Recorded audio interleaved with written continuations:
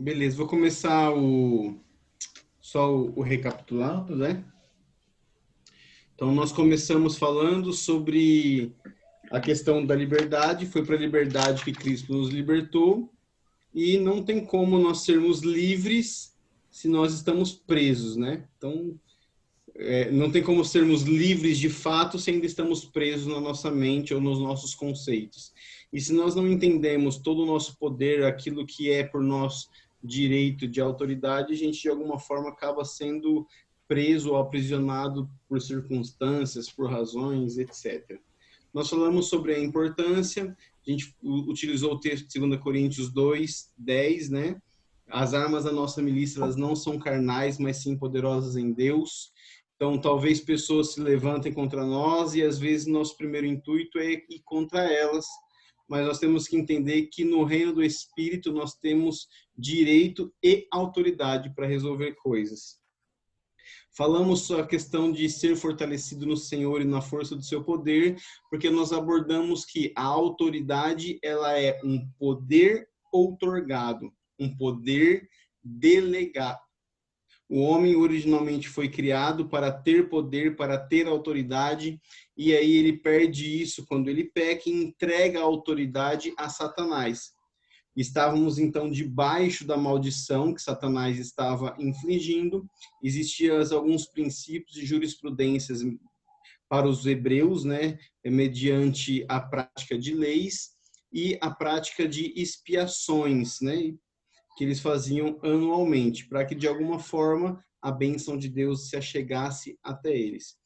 No entanto, eles utilizavam o sangue de bodes e cordeiros, o sangue de animais, para de alguma forma estar encobrindo o pecado e vivendo aquele período de graça, né? Aquele período de misericórdia, de graça não, de misericórdia.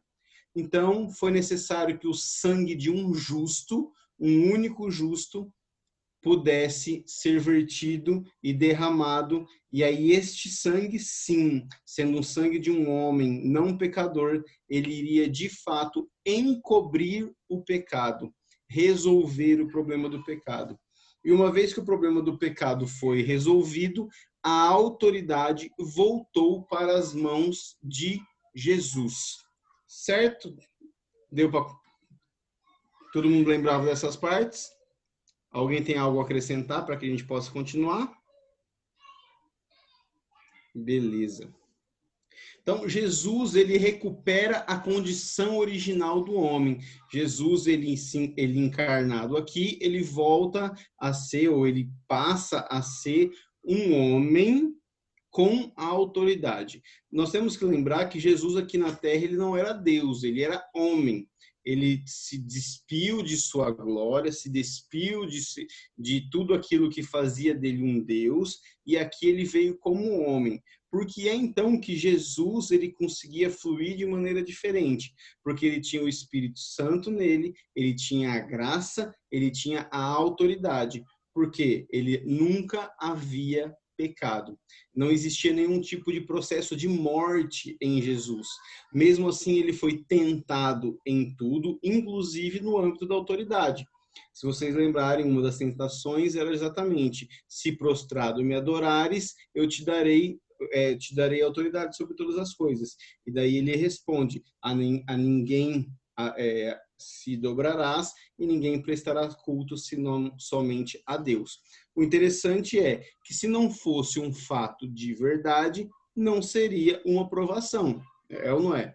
Se fosse uma mentira que Satanás estivesse contando, Jesus não seria tentado, ele só teria falado assim: ah, é mentira. E não é assim que Jesus responde. Ele responde com a palavra, dizendo: cara, eu não vou te dobrar para você, porque a ninguém devemos dobrar, senão ao único e verdadeiro Deus. Ele sabia que aquilo iria chegar nas mãos dele por meio da obediência divina e não de um atalho que seria se curvar a Satanás. Certo? Certo. Por gentileza, Gu, abre a sua Bíblia. Cadê? Gálatas, Madeiros, 2 Coríntios, Lucas 10, 19. Daí o André, pode abrir por gentileza. Mateus 28, Darlan, 1 Pedro 5:8 e a Stephanie, Efésios 1:3. Então, nós vamos mostrar como é que ele repartiu conosco a sua autoridade e depois nós vamos abordar um conceito que é sobre a posição de autoridade que hoje repousa, reside no corpo, certo? Então, quem chegou lá em Lucas 10:19? Eu lhes dei autoridade para pisarem sobre cobras e escorpiões e sobre todo o poder do inimigo. Não lhes causará dano. Nada lhes causará dano. A minha versão fala um pouquinho de... cobras e escorpiões, é NVI, né? Tem uma outra que vai falar sobre serpentes e escorpiões. Agora, olha que interessante. Eu lhes dei autoridade. Quem deu? Jesus. Ele nos deu autoridade. Lembra que na aula passada a gente entendeu como é que Jesus retomou a autoridade, certo? Então, ele retoma a autoridade e aqui ele está nos dando ela. Então, ele nos deu autoridade para pisar em serpentes e escorpiões. E aqui, embora possa ser aplicado também no sentido literal, ele vai explicar o que é que são serpentes e escorpiões. Então, sobre todo o poder do inimigo. Então, serpentes e escorpiões aqui pode ser literal? Pode, mas é principalmente sobre todo o poder do inimigo. Por quê? As armas da nossa milícia não são carnais, né? E agora é muito interessante essa palavra aqui, todo. Ó, todo o poder do inimigo. Essa palavra aqui no grego, ela quer dizer uma coisa muito diferente do que está escrito aqui. Ela quer dizer exatamente todo, qualquer coisa, qualquer outra coisa que você possa citar. Então, quando a Bíblia fala que ele nos deu autoridade sobre todo o poder do inimigo, ele está incluindo todas as coisas que o inimigo pode fazer contra nós. Então, se o inimigo faz qualquer coisa contra nós, nós temos autoridade sobre todo o poder do inimigo. Nada lhes fará dano. Contudo, alegrem-se, não porque os espíritos se submetem a vocês, mas porque seus nomes estão escritos nos céus. Nota como ele linkou exatamente a questão da salvação, e a salvação foi dada porque os pecados foram perdoados, com exatamente a capacidade de exercer sobre Satanás todo o poder, subjugando ele a nossa patente agora. Certo? Certo, gente? André, vamos lá, Mateus 28. A partir de que verso? Do primeiro mesmo? 18 e 19.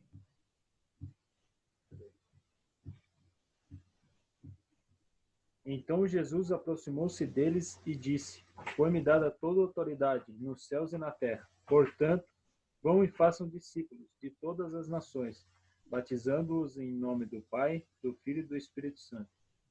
Aqui, novamente, nós vemos Jesus reforçando que a autoridade lhe foi dada e agora ele está compartilhando conosco. Olha que interessante. Ele não diz que nós devemos simplesmente usar a autoridade. Ele diz que nós temos que fazer também discípulos.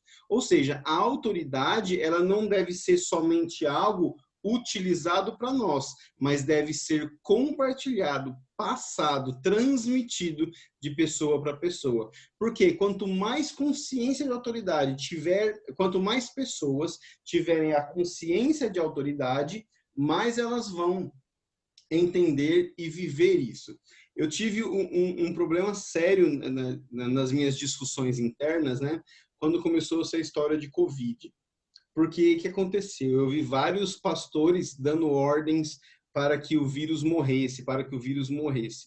E eu lembro que eu, na mesma vibe, fui lá orar na janela, abri a janela da minha casa, e quando eu fui dar essa mesma ordem, o Espírito Santo falou assim para mim: o vírus não está no ar. Como assim? O vírus está nas pessoas, ele não é transmitido pelo ar, ele é transmitido de pessoa para pessoa.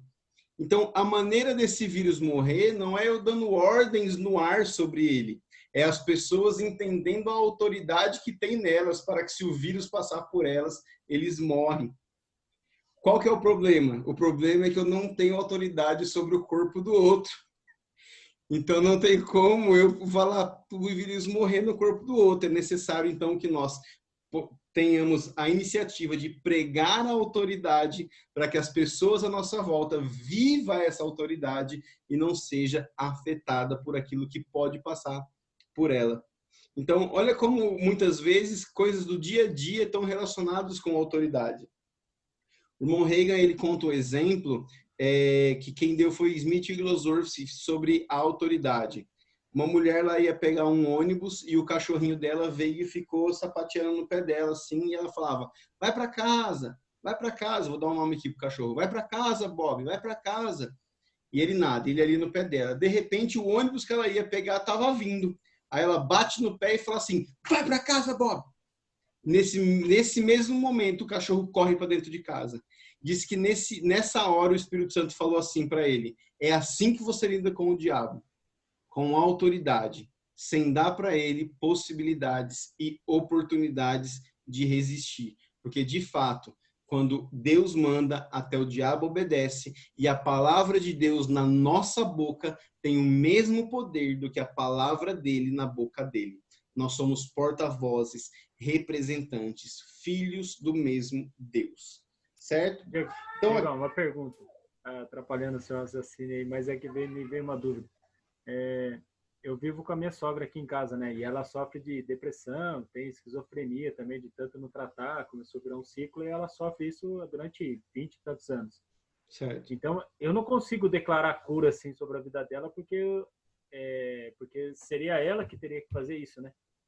Não, você pode, porque você, no caso, na sua casa, você é a autoridade espiritual. Primeiro, porque você é aquele que tem mais consciência. Além disso, cara, eu vou te passar uma ministração. Nós temos aqui na igreja um psiquiatra, e a esposa dele também é médica, e a gente palestrou exatamente sobre depressão e essas coisas. E ele fala, e ele mostra, né, como em alguns livros de psicologia e de psiquiatria, eles têm testes comprovados que o fato do médico orar pela pessoa, mesmo sem a pessoa saber, produz uma melhora significativa no quadro clínico dela. Olha que louco. Esse lance de autoridade, até que eu mandei mensagem para você, é porque meio que pratiquei isso, né? Até como eu compartilhei com o Google testemunho, que de vez em quando ela tem uns surtos, assim, e começa a viajar no passado, sabe? Ela vive num mundo paralelo, assim. E, 1h30 da manhã, chorando, falando que roubaram a vida dela, e tá, aquele mundo dela, né? Sim. Aí eu fiz exatamente isso, cara. Cheguei na porta do quarto dela, assim, sem ela me ver, assim. Orei e falei, sai daqui, esse espírito tem que ir embora da vida dela, dar paz para ela, para ela consiga ter uma noite tranquila. Vai acabar a oração, assim, parece que foi instantâneo, assim. Ela acalmou, assim, parou de falar, desligou a luz, parou de chorar. Só no outro dia. Exatamente. Porque você exerceu autoridade sobre aquilo que estava influenciando ela. Se ela vai aprendendo aos poucos, ela mesma começa a rejeitar, entendeu? Por isso é interessante você tentar, de alguma forma, promover um estudo, promover um bate-papo e, aos poucos, inserindo esse conceito dentro dela. Uhum. Mas funciona. O problema é o Darlan conhece um pouco. O problema é ela aceitar, cara, esse diálogo, assim, sabe? Sim. Ela é muito resistente. Mas vive no passado, né? O mundo dela é no passado. Sim. Talvez, às vezes, você exercer a autoridade na frente dela vai despertar a curiosidade dela. Sim. Chegar e falar, sai agora. E ela, opa. Esses dias eu fiz isso.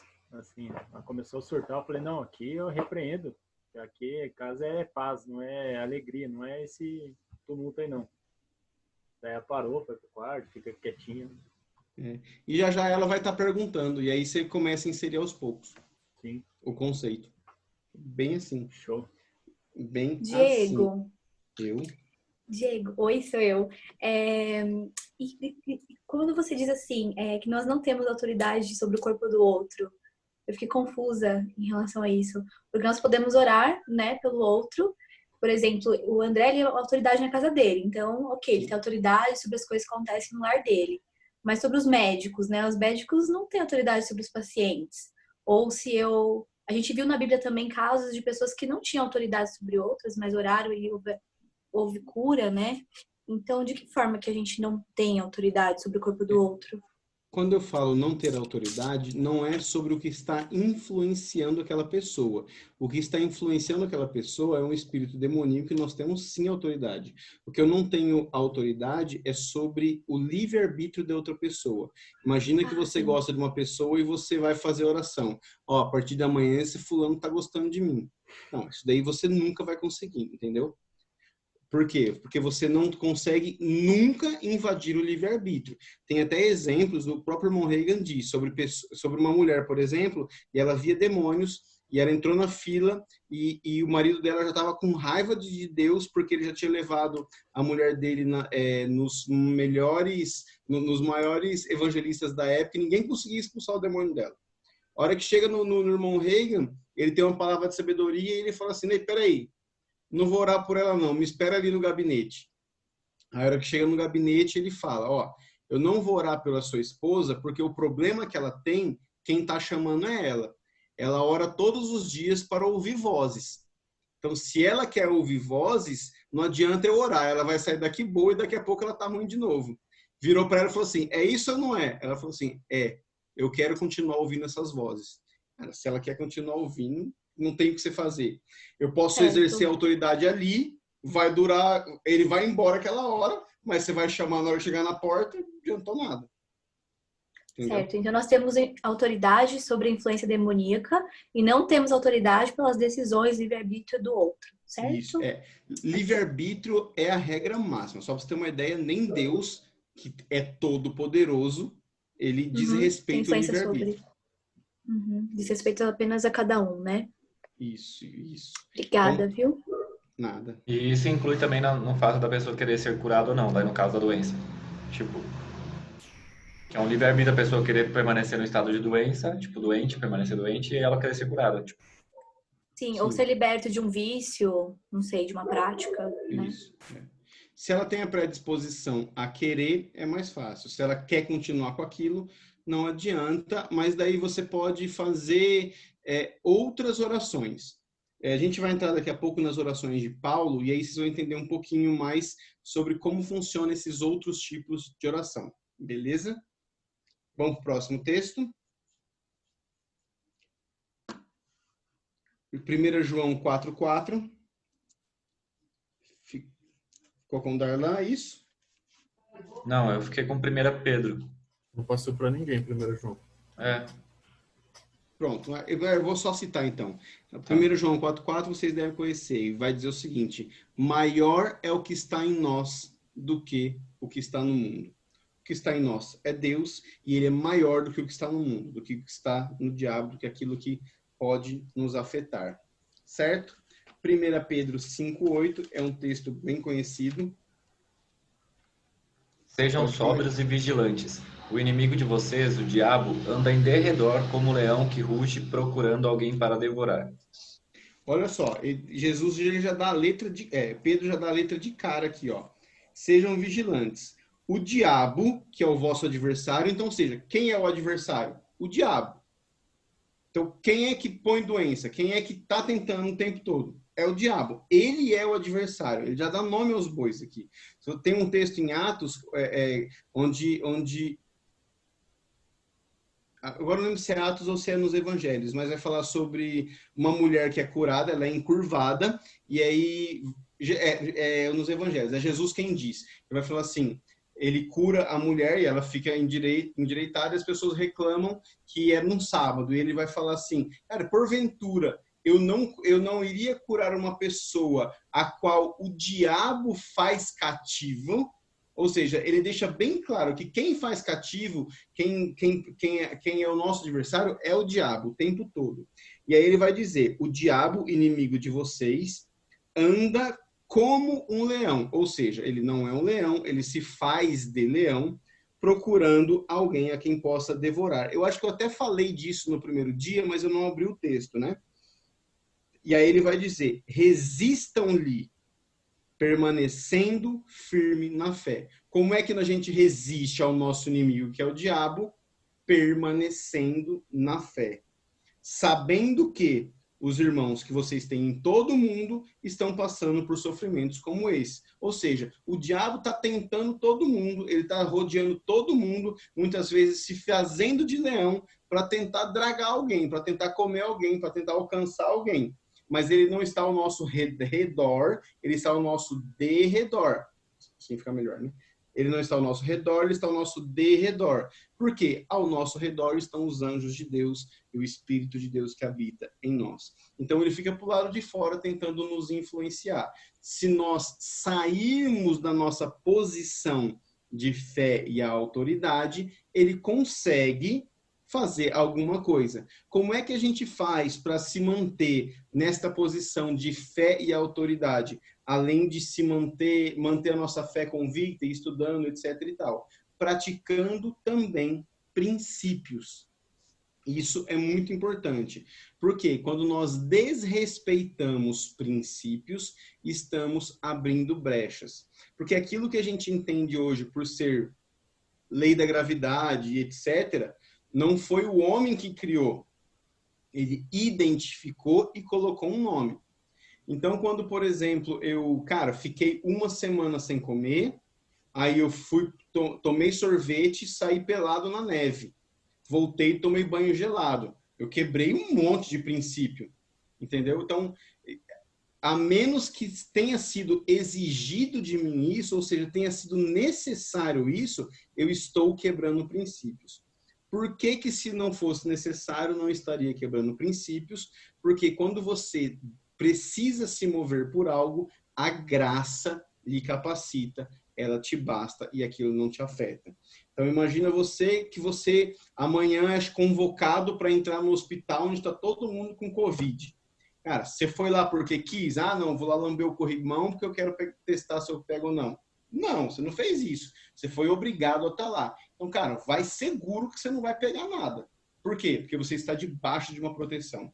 Entendeu? Ah, não, quero ir lá, vou lá loucão, cadê o Covid? Passa aqui. Não. Aí você está quebrando um princípio. Qual é o seu intuito, né? Certo? Eu pedi para alguém abrir Efésios 1:3, pedi, né? Capô. É a Stephanie. Sim, para mim. Efésios 1:3, bendito Deus e Pai de nosso Senhor Jesus Cristo, o qual nos abençoou com todas as bênçãos espirituais nos lugares celestiais em Cristo, como também nos elegeu nele antes da fundação do mundo, para que fôssemos santos e irrepreensíveis diante dele em amor. Isso. Então a gente pode ver aqui que tudo que a gente precisa... Lembra que lá ele falou que nós tínhamos poder sobre tudo que o diabo poderia fazer contra nós? E aqui ele está dizendo, cara, da mesma forma, eu já te dei tudo que você precisa. Se a gente for parar para pensar, assim, na prática mesmo, quando a gente fala para um crente, Deus te abençoe, nós estamos sendo redundantes, porque ele já tem todas as bênçãos, né? Claro que a gente faz por educação, a gente faz por demonstrar gratidão, mas se a gente for analisar na prática mesmo, assim, ele já tem todas as bênçãos. Então, não faz sentido prático eu dizer Deus te abençoe. A gente faz uma maneira da gente identificar a nossa tribo, né? Mas Deus já nos abençoou. É passado com todas as sortes de bênçãos. Agora aqui vou entrar naquele aspecto. A partir do versículo 15, Paulo vai fazer uma oração aos Efésios. Eu nem ia ler essa oração, mas em virtude daquilo que a gente conversou, eu vou ler ela para explicar um pouco de contexto. Só um minutinho.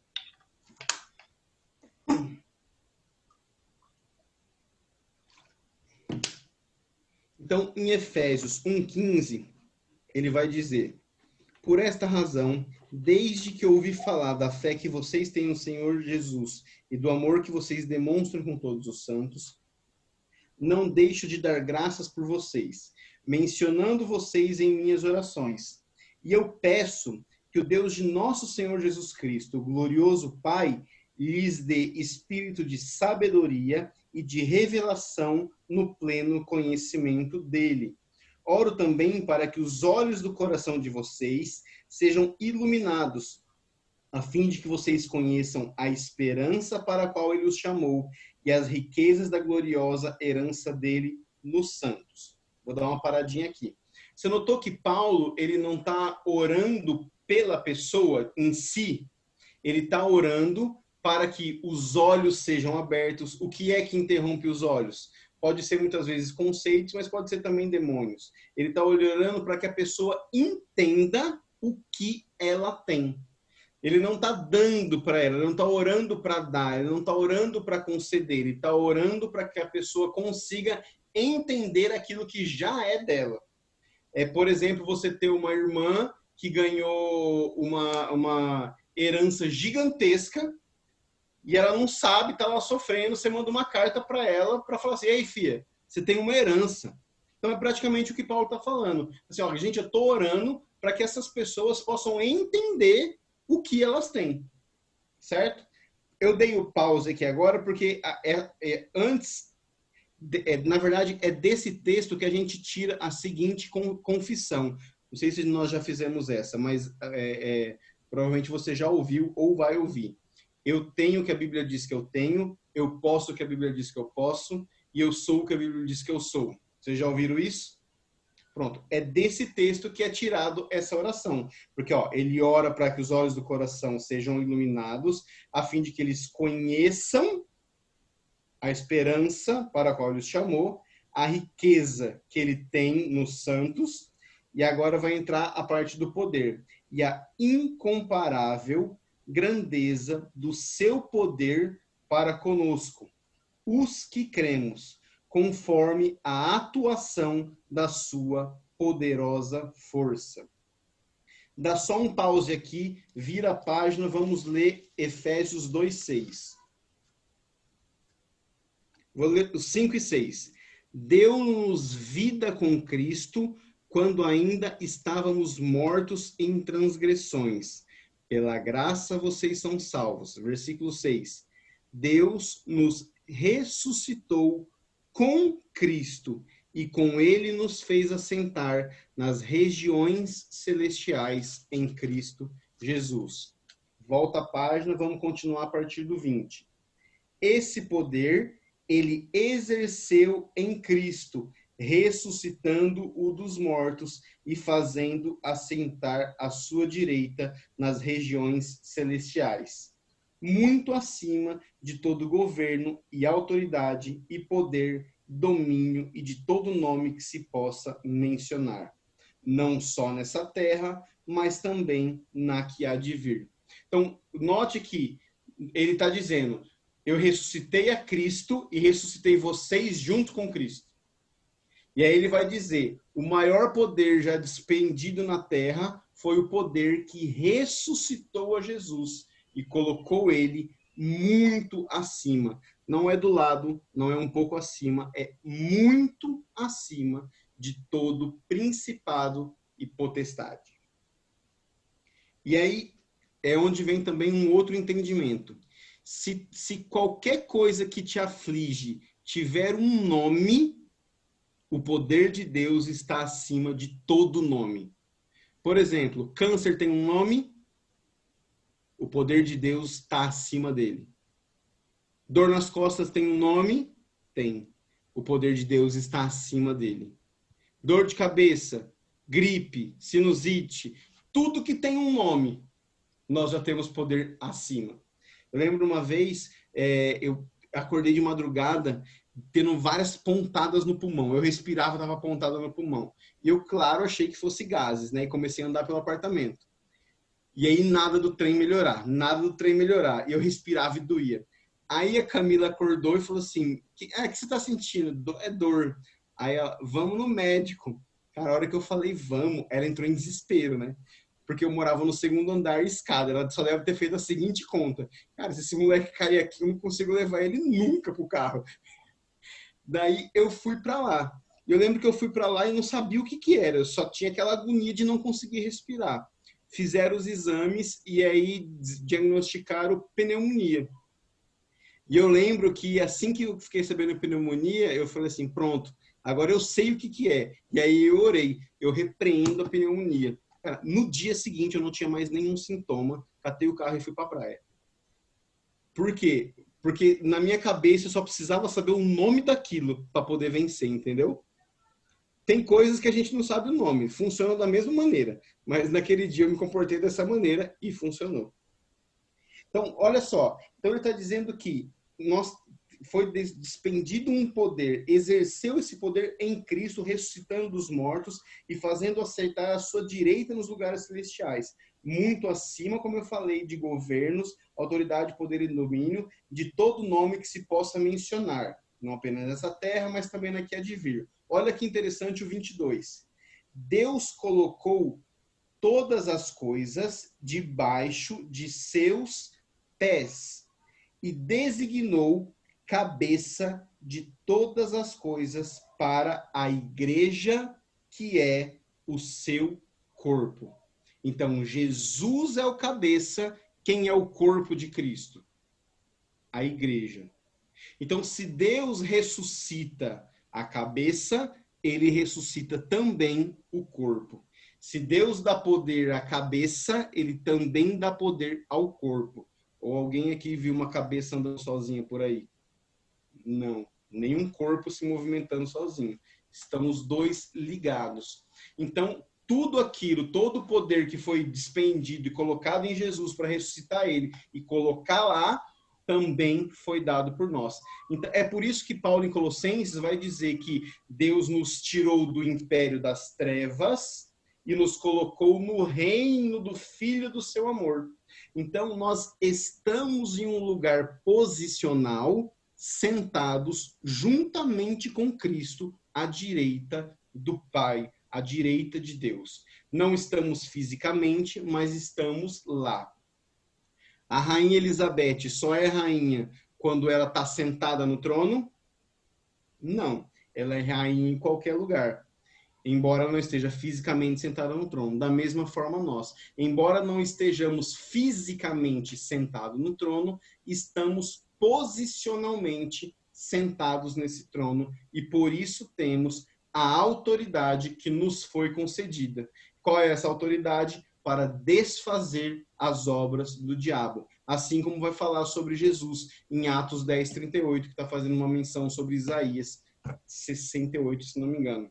O Senhor, Deus, me ungiu para evangelizar os pobres, a libertar os cativos e apregoar o ano aceitável do Senhor. Certo? Vamos abordar mais um pouco essa questão sobre a autoridade do corpo. Tudo tranquilo até aqui? Vamos lá para 1 Coríntios, capítulo 12.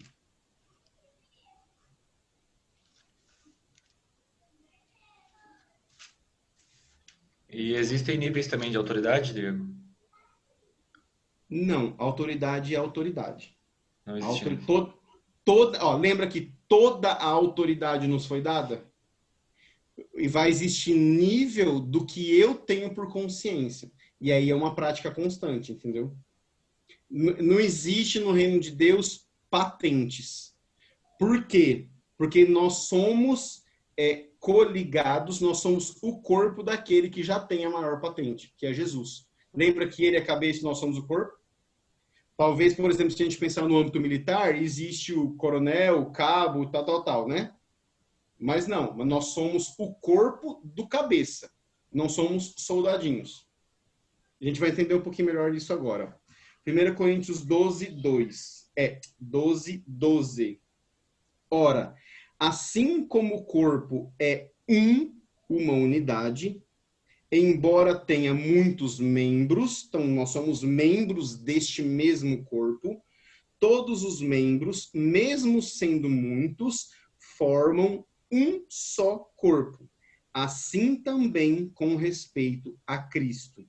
Pois em um só corpo, todos nós fomos batizados em um único Espírito, quer judeus, quer gregos, quer escravos, quer livres. E a todos nós foi dado beber de um único espírito.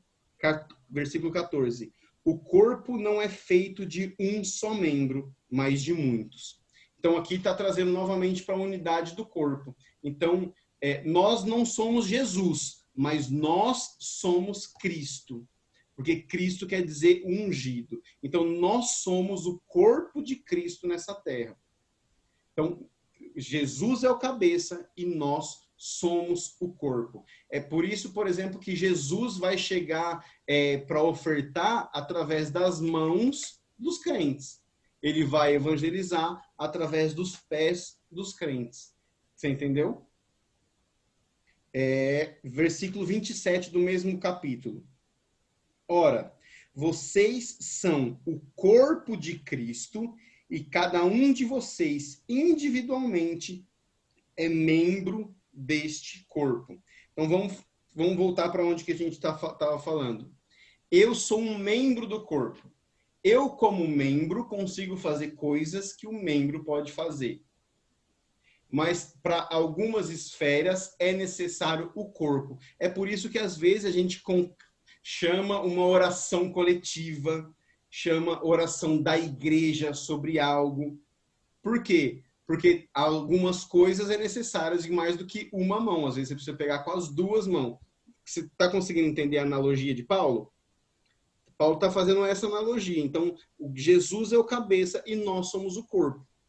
Então, fazemos parte de um mesmo grupo. Nós bebemos de um mesmo espírito. Compartilhamos de um mesmo poder. Compartilhamos de uma mesma unção. Por quê? Se nos assemelhamos com ele em sua morte, também nos assemelhamos com ele em sua vida. Qual é o problema da igreja de hoje? Nós pregamos muito a cruz. E a cruz por si só não resolve nada. Se Jesus só tivesse sido pregado na cruz e morrido, cara, dava na mesma para nós. O que diferenciou foi que ele foi ressuscitado. Então, se a nossa pregação para na cruz, ela é incompleta. Ela tem que chegar até o trono. Porque é chegar até o trono que vai ser eficaz para a nossa vida. Não adianta nada eu sair para a rua sabendo que eu morri com Jesus. Morri com Jesus, sou morto. Não, eu tenho que saber que se eu morri com ele, eu também vivo com ele. A paixão de Cristo, né? O Corpus Christi. Pode ver que a Igreja Católica sempre valoriza o aspecto morte. É triste, é pesado, é doloroso, é somente conotações pesadas, é reviver o sacrifício. Mas você reparou que a igreja evangélica não faz isso? Ela geralmente celebra isso? Por quê? Nós vivemos a ressurreição. Você já reparou que quando um católico usa uma cruz, ele tem Jesus, e quando o evangélico usa, geralmente ela está vazia? Por quê? Porque Cristo ressuscitou, ele não está mais na cruz. Na cruz, ele só é um maldito. Na cruz, ele só é alguém com os nossos pecados. Mas quando ele sai da cruz e vai sentar no trono, aí sim nós temos vida com ele, nós temos autoridade com ele, nós podemos exercer aqui na terra tudo aquilo que ele andou fazendo. Porque está compartilhado conosco as mesmas coisas. Então, hoje nós somos os pés de Jesus, as mãos de Jesus, o coração de Jesus, o estômago, o apêndice, a unha, cada um escolhe qual parte quer ser. Outro dia eu vi uma live do profeta Herênio, ele falou que os profetas são o sovaco de Jesus, o sovaco do corpo de Cristo. Então, é entender isso. Você faz parte de um mesmo corpo. Certo? Tá dando para entender? Vamos agora para 2 Coríntios 6, para a gente finalizar essa questão do corpo. 2 Coríntios 6. Eu vou ler a partir do 14.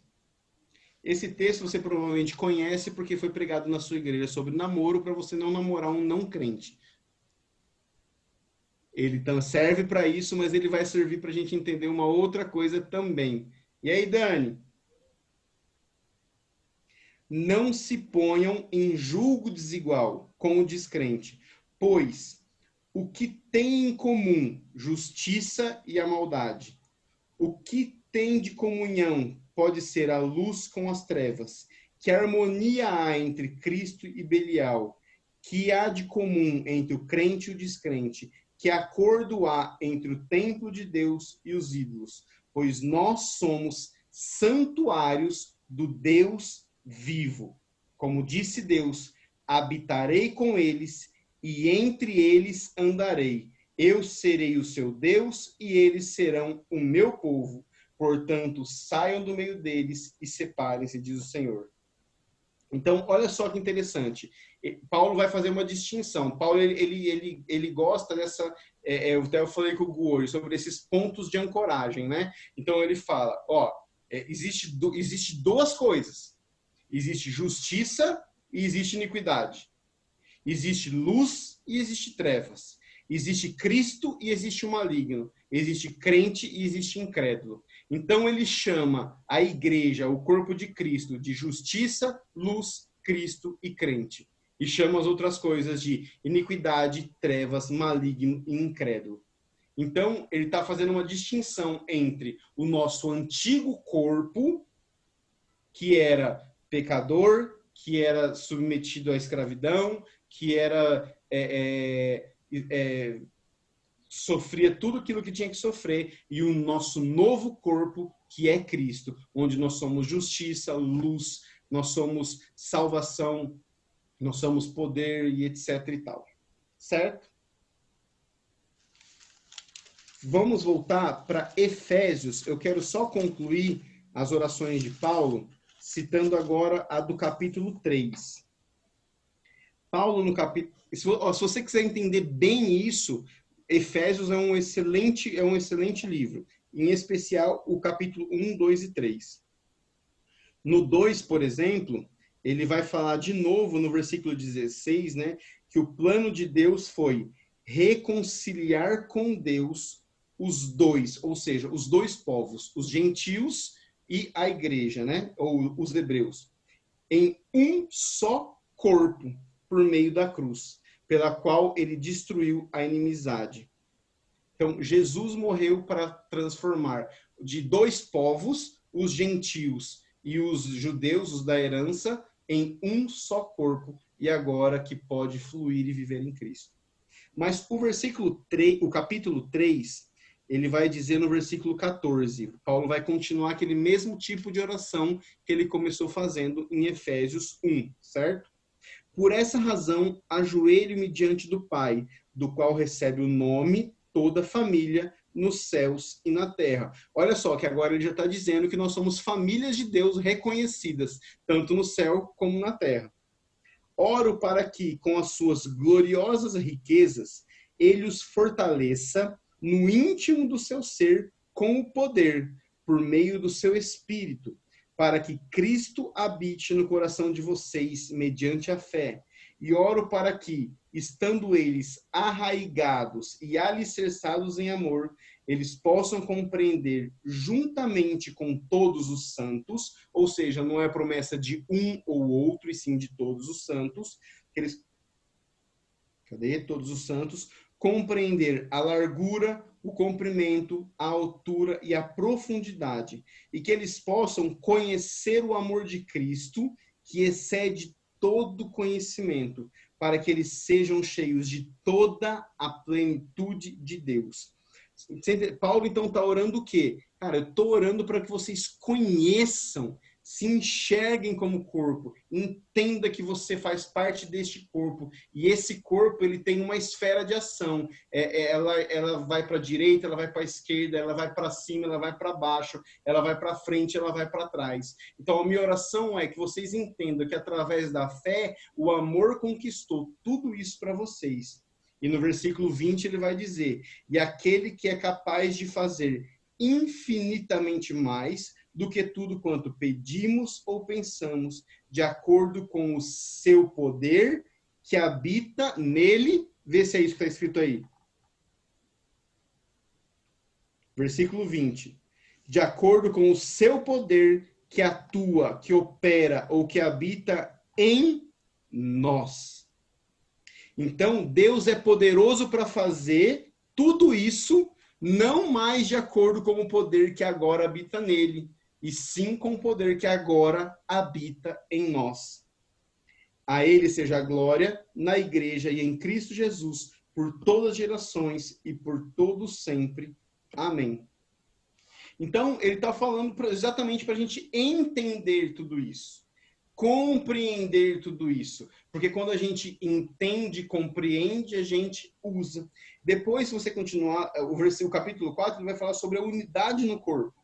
E Paulo ele sempre vai trazer essa dualidade sobre duas coisas. E tem um versículo muito interessante aqui, que é... Quer ver? Só um minuto.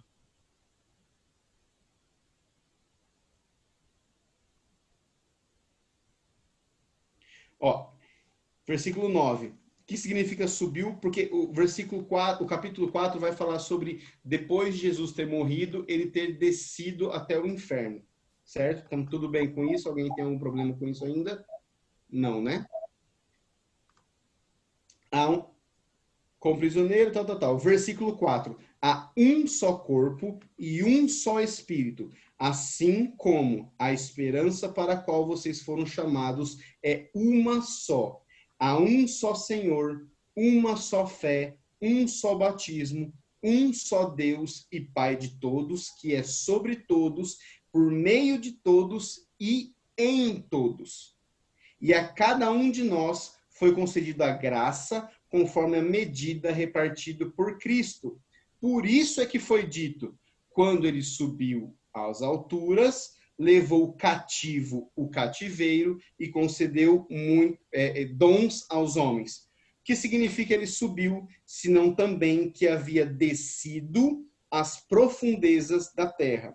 Aquele que desceu é o mesmo que subiu acima de todos os céus, a fim de encher todas as coisas. Ou seja, ele desceu lá e subiu até os céus para nos conceder o poder, a autoridade, o direito de sermos filhos dele aqui na terra, de sermos extensão dele aqui na terra, de sermos a cabeça dele aqui na terra, e assim como somos de sermos o corpo dele aqui na terra, porque ele é nossa cabeça lá no céu.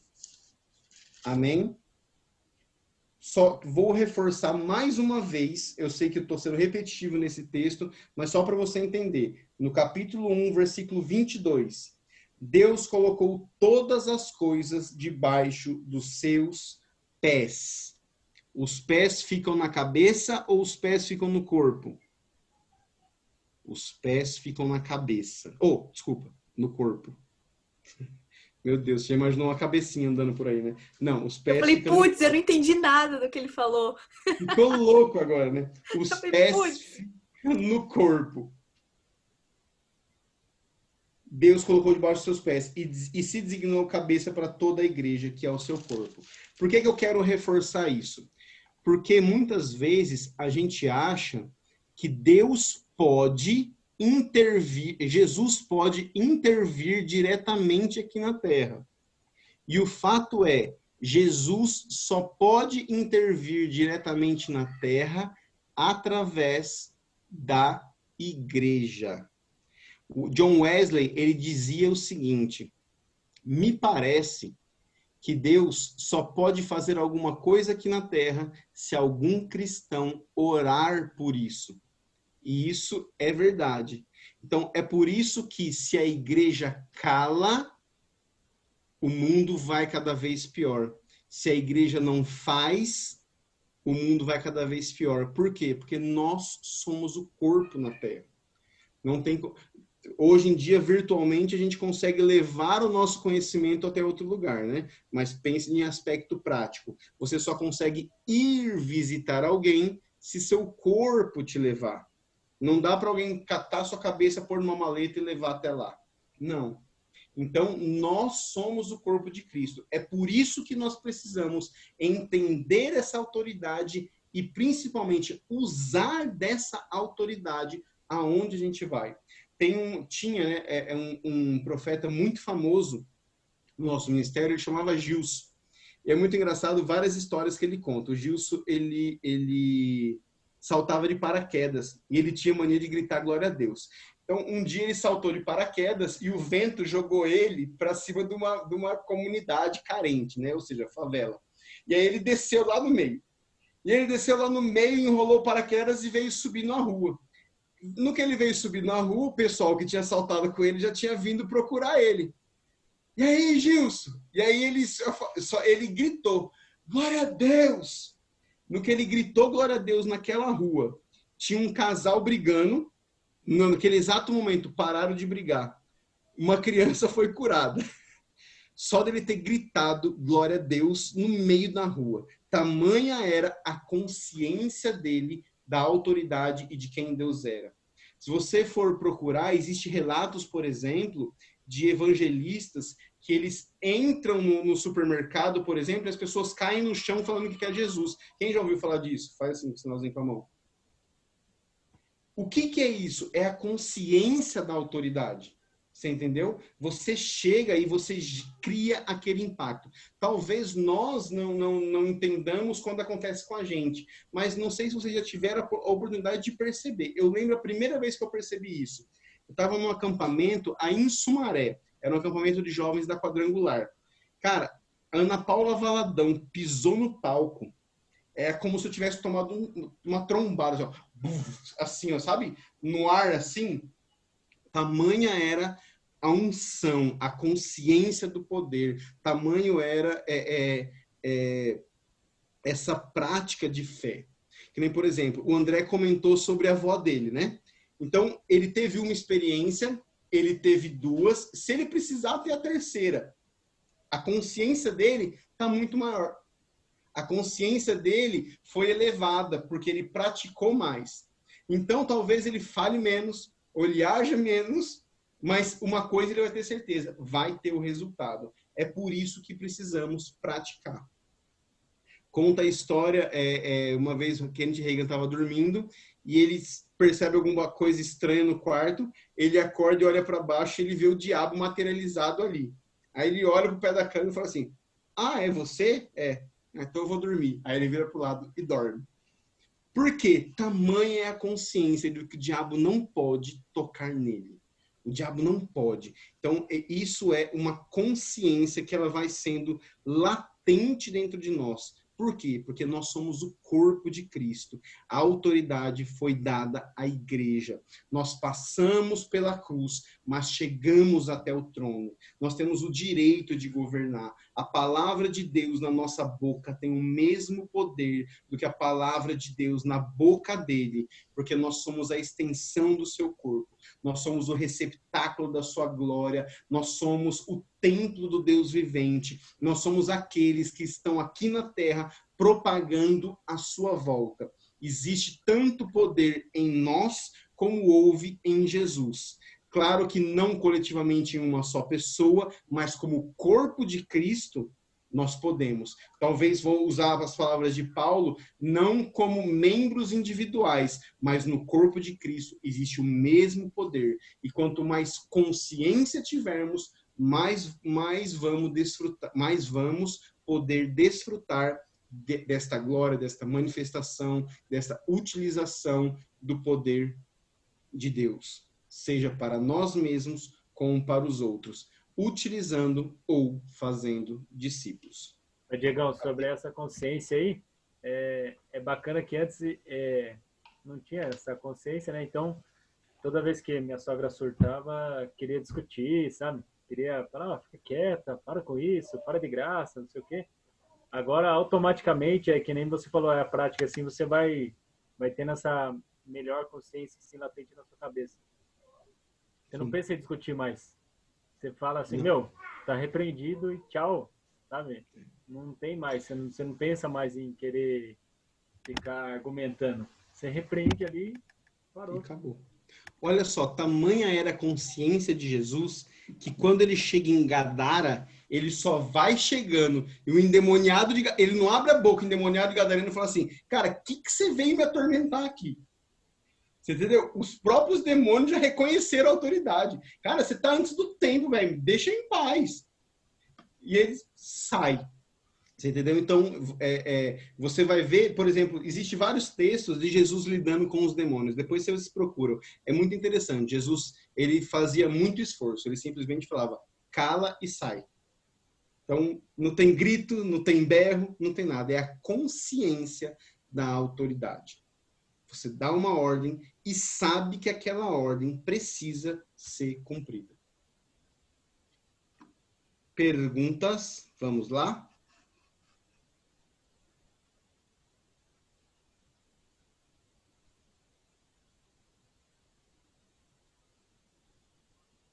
Cadê?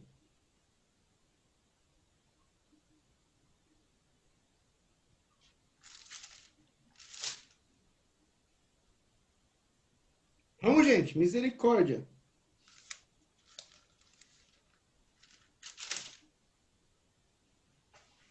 Ninguém vai perguntar da armadura de Deus, se a gente precisa vestir ou não.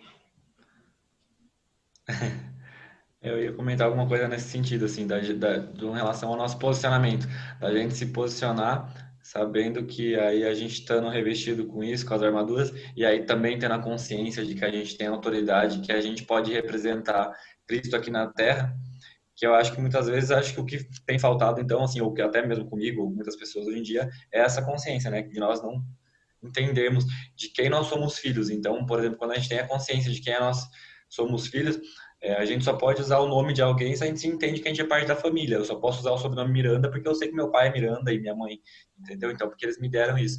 Então, se eu sei que tipo, eu faço parte de Jesus Cristo, então eu tenho autoridade no nome dele, de representar ele aqui na Terra. E aí, também é papel nosso, assim, tipo, de estar ajudando as pessoas, assim, de que elas possam exercer isso, ou é algo que vai ter que ser alguém, tipo, pregar? Como que a gente faz nesse sentido, assim, na prática, assim, tipo, a gente vê uma pessoa que tá, talvez, patinando tal, e talvez ela não teve os olhos iluminados, como diz a palavra. A gente tem que ser esse porta-voz para elas também, a gente faz isso com frequência.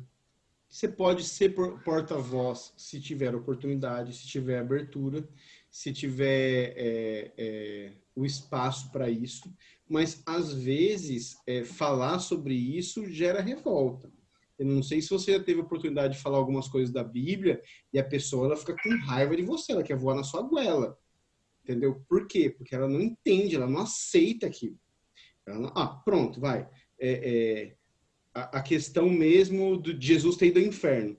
Dependendo como é a pessoa, cara, a pessoa não aceita de jeito nenhum. Como assim? Meu Jesus tá lá na minha estante, foi ao inferno, não pode. Você entendeu? E assim, e não consegue entender o plano da redenção. Isso é muito nítido para mim, porque eu só fui entender o plano da redenção muito tempo depois de crente. Porque na minha cabeça eu pensava assim, cara, Jesus devia ter resolvido esse negócio antes de ir para a cruz. Por que ele foi para a cruz? Eu não entendia por que ele tinha ido para a cruz. Entendeu? E na verdade, cara, ele precisou ir para a cruz. Ele precisou ir para a cruz, ele precisou sofrer. Várias coisas aconteceram com ele. A maneira dele morrer foi diferente, foi uma coisa prevista, mas não era prática. Sim, várias coisas precisaram acontecer para que ele pudesse retomar essa autoridade, né? Mas antes da gente entender, às vezes nos choca, né? É o que a gente chama de derrubar as vacas sagradas, né? Porque tem coisa que a gente tem ali como uma vaquinha sagrada e não quer derrubar. Então, daí o que o irmão Reagan ele aconselha fazer? Você fazer essas orações de Efésios pela pessoa, porque lembra que ele fez pela igreja? Então ele fala para você fazer pela pessoa. Ele fala para você fazer por si mesmo também, mas pela pessoa também. Então vou dar um exemplo, né? Cadê Efésios? Aqui, ó.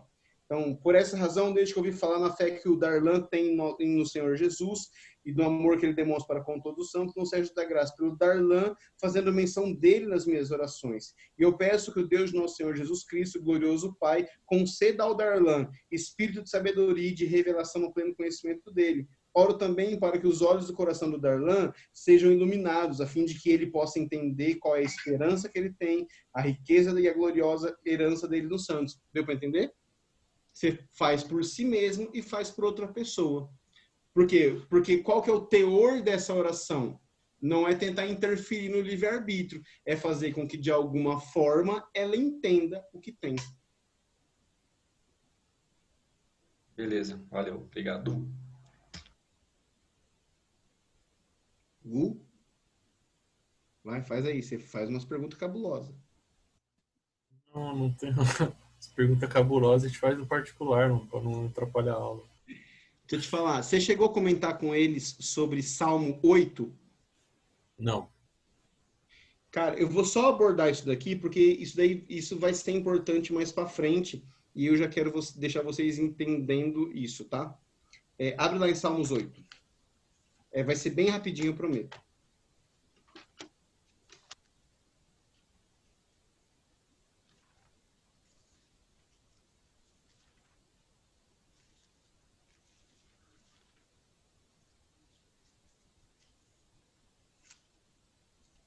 Quem chegou pode ler, por gentileza.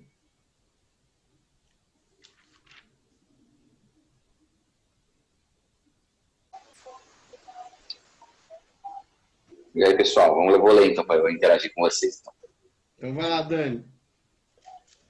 Ó Senhor, Senhor nosso, como é magnífico o teu nome em toda a terra, pois puseste nos céus a tua majestade. Da boca de pequeninos e crianças de peito suscitaste força por causa dos teus adversários, para fazeres emudecer o inimigo e o vingador.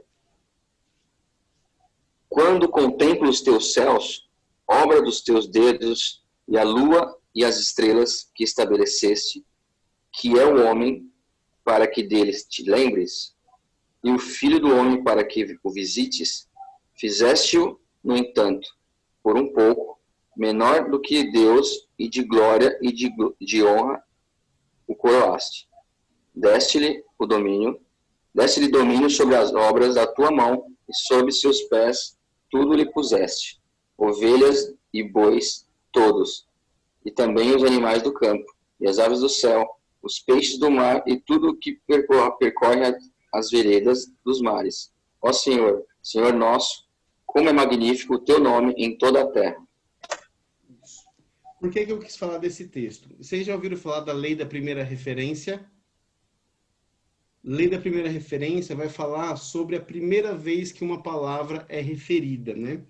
E eu falei isso daqui porque provavelmente se você for conversar sobre esse tipo de assunto que a gente está conversando, algumas pessoas, principalmente que não concordam com isso, vão falar para você sobre o texto de Hebreus 2:7 e Hebreus 2:9. Eu vou ler os dois textos para vocês entenderem a diferença. Fizeste-o um pouco menor do que os anjos, de glória e de honra o coroaste, e o constituíste sobre as obras das tuas mãos. Hebreus 2:9, vemos todavia que aquele por um pouco tendo sido feito menor do que os anjos, Jesus, por causa do sofrimento da morte, foi coroado de glória e honra, para que pela graça de Deus provasse a morte por todo homem. Esses textos de Hebreus está dizendo que Jesus foi feito um pouco menor do que os anjos. Só que a palavra aqui por anjos é a mesma de Salmos 8, no qual eles estão fazendo referência. E a gente entende através de Salmos 8 que, na verdade, ele não foi feito um pouco menor do que anjos, e sim um pouco menor do que Deus, certo? Então, se você for conversar com isso com algumas pessoas na rua, eles vão abrir esse texto na hora, fica tranquilo. Ah, tá, mas lá em Hebreus está falando que nós somos feitos um pouco menor do que os anjos. Só assim, não, esse texto está fazendo menção a Salmos 8. Vamos ler Salmos 8. Um pouco menor do que Deus. Então, nós somos um pouco menor do que Deus. Na verdade, quando a gente fala que a pessoa, ele é um anjo, a gente está ofendendo ele, né? Porque anjos são menores do que nós. Nós somos feitos um pouco menores do que Deus. Então, se é Deus, nós e os anjos. Então, só para vocês terem um contra-argumento, porque esse é se o cara souber um pouquinho de Bíblia e quando você explanar essa questão da autoridade de Cristo, de exercer poder e tudo mais, ele na lata ele vai jogar isso daí. Aí você já sabe que não precisa nem bugar. Fala assim, não, fica tranquilo, filho. Ó, a palavra aqui é a mesma e inclusive é a menção de Salmos 8, e lá é bem explícito.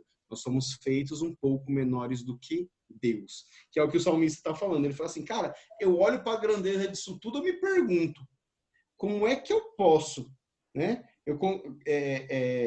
Quem é o homem para que dele te importes? E o filho do homem para que dele te preocupes? Contudo, nós somos feitos um pouco menores do que Deus. De glória e de honra nos coroaste.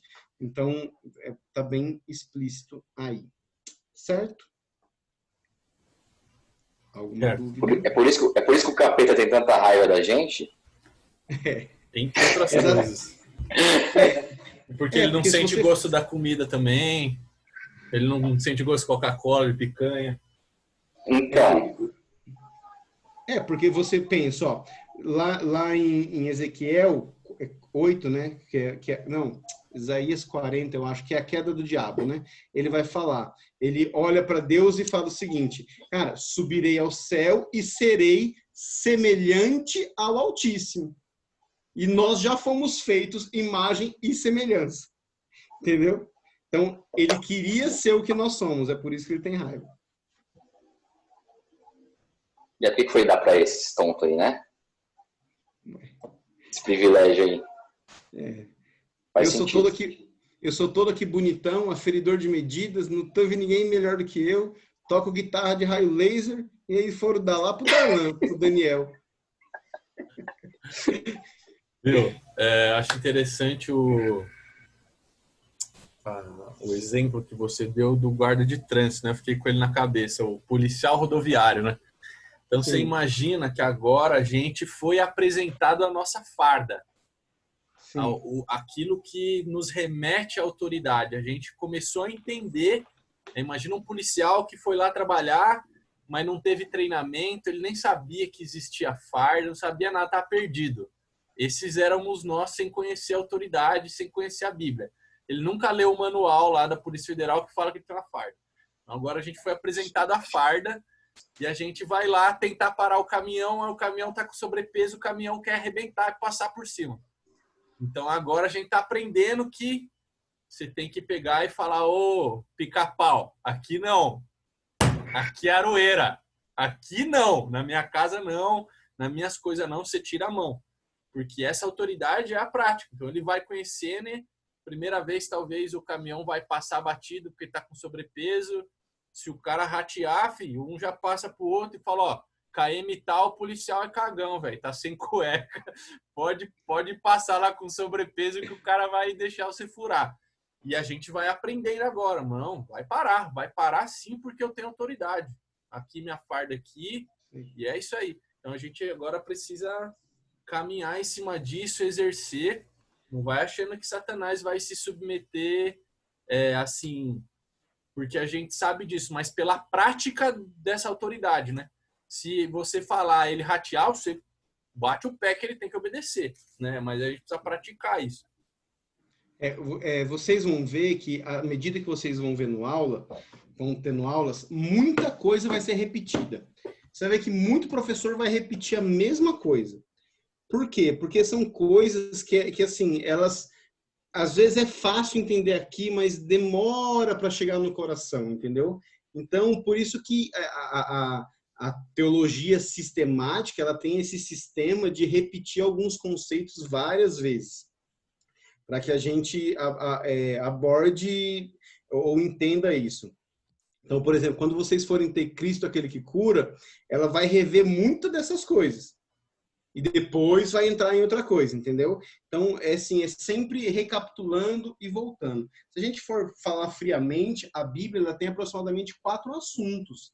E a gente fica repetindo eles a vida inteira e acaba não entendendo tudo. Então, a Bíblia fala sobre fé, fala sobre redenção, fala sobre finanças e fala sobre o fim dos tempos.